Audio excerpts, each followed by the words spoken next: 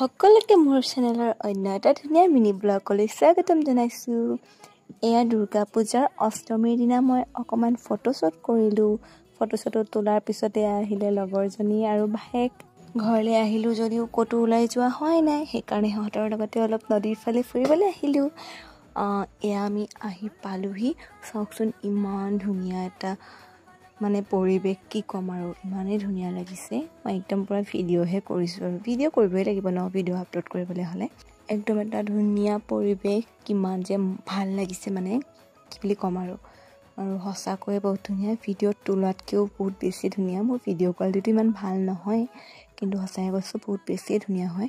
আমি photo video' click কৰিলোঁ বহুত ধুনীয়াকৈ। তাৰপিছতে ঘৰলৈ আহিলোঁ।